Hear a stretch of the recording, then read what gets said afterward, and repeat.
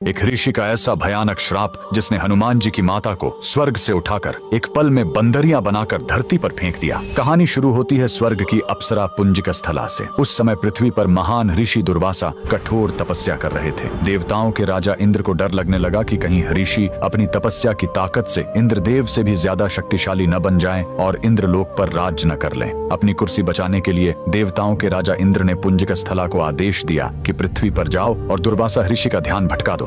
इंद्र के आदेश पर वह ऋषि के आश्रम गए और उनकी तपस्या में बाधा डालने लगी। ऋषि दुर्वासा ने गुस्से में आंखें खोली और उसे श्राप दे दिया। तूने एक चंचल वानर की तरह हरकत की है, जा पृथ्वी पर तेरा चेहरा भी वानर जैसा हो जाएगा। अप्सरा ने रोते हुए ऋषि के पैर पकड़ लिए। तब ऋषि ने दया दिखाई और मुक्ति का उपाय बताया। जिस दिन तुम भगवान शिव के 11वें रुद्र अवतार को जन्म दोगी, तुम वापस अप्सरा बन जाओगी। इसी श्राप के कारण उस अप्सरा ने पृथ्वी पर वानर राज गुंजर के घर बेटी के रूप में जन्म लिया, जिनका नाम अंजना पड़ा। बरी होने पर उनका विवाह महान वानर योद्धा केसरी से हुआ, लेकिन श्राप से मुक्ति पाने के लिए उन्हें एक पुत्र की आवश्यकता थी। इसलिए माता अंजना ने हम्पी के इसी अंजनाद्रि पर्वत पर भगवान शिव की घोर तपस्या की। सालों की तपस्या से शिव जी प्रसन्न हुए और वायुदेव के माध्यम से अंजना के गर्भ में दिव्य शक्ति स्थापित की। और तब इसी पहाड़ी पर जन्म हुआ बजरंग बली का। हनुमान जी के जन्म लेते ही माता अंजना का श्राप टूट गया।